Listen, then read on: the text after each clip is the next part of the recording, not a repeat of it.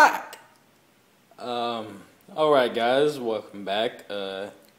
Comic book lowdown here.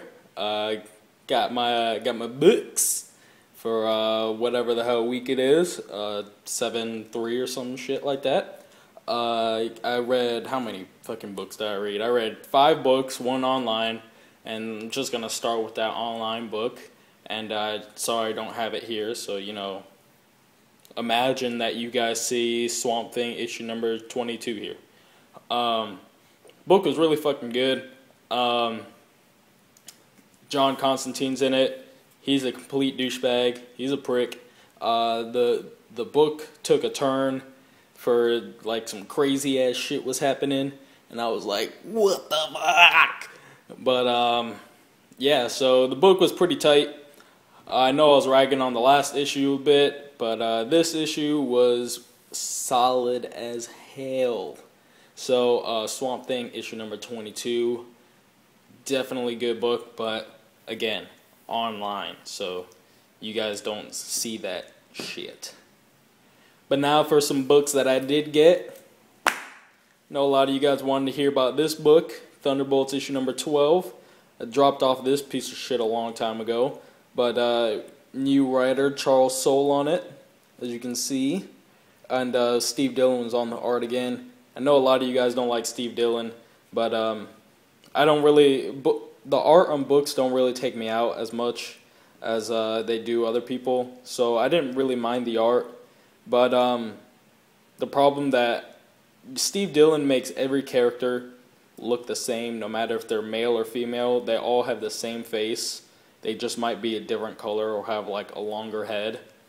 And that's a real problem, especially with this book, because it doesn't focus on a lot of people with like masks or anything.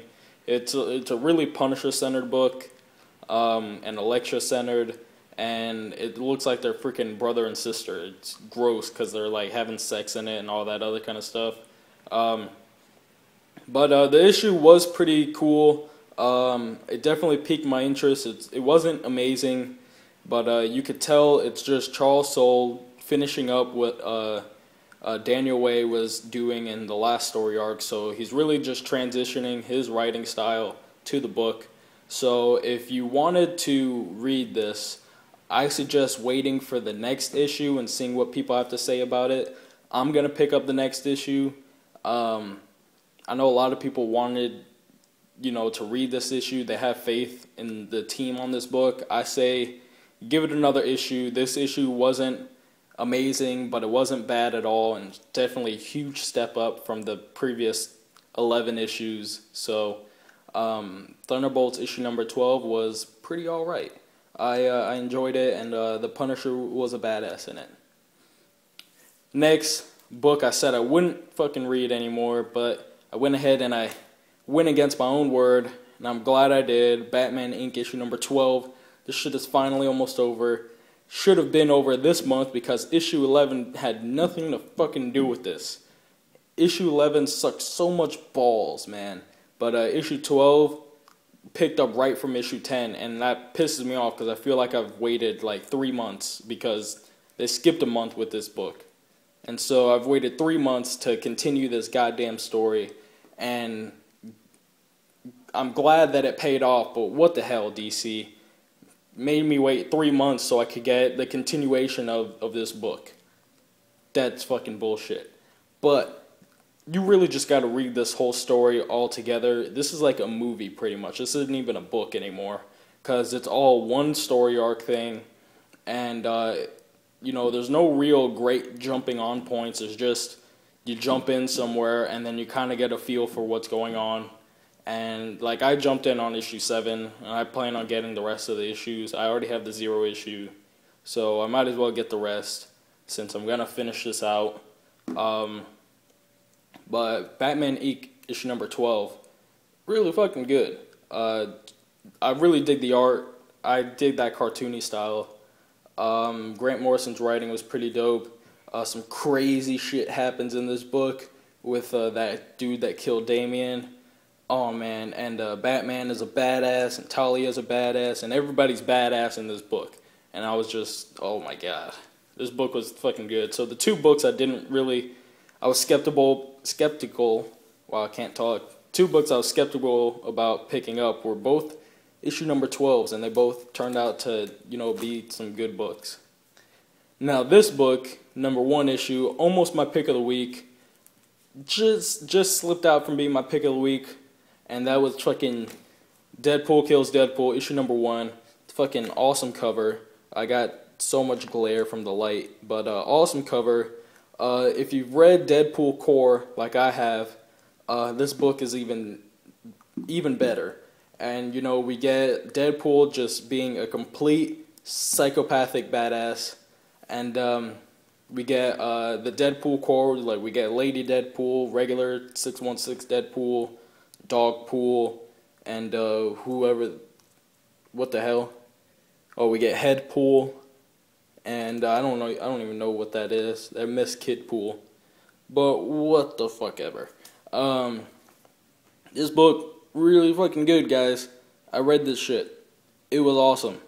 Deadpool is so fucking cool, and there was crazy shit that happened. If you are a hardcore Deadpool fan and you've read a bunch of the Deadpool things, you'll definitely enjoy this book even more so. Like I said, if you read Deadpool Core, you'll enjoy this. If you read Deadpool Pulp, you'll enjoy this. If you haven't read either, you'll still enjoy it because Cullen Bunn did a fucking great job of writing. And you want to see something, guys? Just go right in there. Focus on it. If I can focus. Whatever, guys. See that? Oh, yeah, you see that, guys? $2.99. Fuck you, Frank. This is Marvel. $2.99 Marvel. Marvel's got good $2.99 books, guys. You just gotta look for them. And speaking of that Marvel $2.99 book and my pick of the week, you already guys know what the fuck it is, guys. Oh, Venom issue number 37. This book was so goddamn good. If you just jumped on, it would just be an alright issue. I can see that. And the art in this, they changed the artist from the last issue to this Jacinto whatever.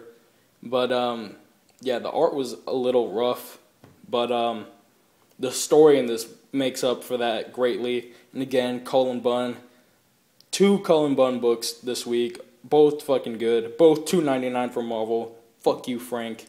This book was just really fucking good, and the payoff at the end of this book, just I'm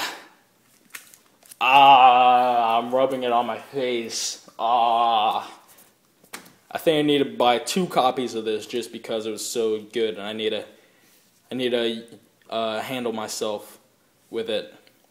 If you guys get my drift, because this book was so goddamn good. If you've been reading Venom for a while like I have, I've read the entire run. But if you haven't, I could see why this book wouldn't be your pick of the week. Like Scott, he said he liked it, but it wasn't even close to his pick. I can see that because the art was a little rougher, and there were some characters that if you hadn't been reading if you haven't been reading Venom, there are 2 characters that show up that have been part of this Venom run for been significant characters of this Venom run. So and they disappeared. So if you hadn't been reading it until recently, you don't know who they are. But I'll give you one. Katie Kiernan shows up again in this. She's like this reporter chick. In comics, you always have to have a reporter now, or not now, from always. The reporter seems like the easiest job in the world to get. But she's a reporter, and then we get a really badass dude that shows up at the end of this issue, and I was just like, fuck! This is gonna be badass. I'm so excited for this this story arc to continue, and yeah, guys, read Venom, guys. It's a really good story.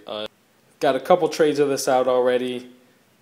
Pick up the first trade. It's fucking awesome. You're gonna want to pick up the rest, and again, $2.99, guys, and it's Marvel. Fuck you, Frank. Fuck you. Anyways, to recap, Venom issue number 37, my pick of the week, and so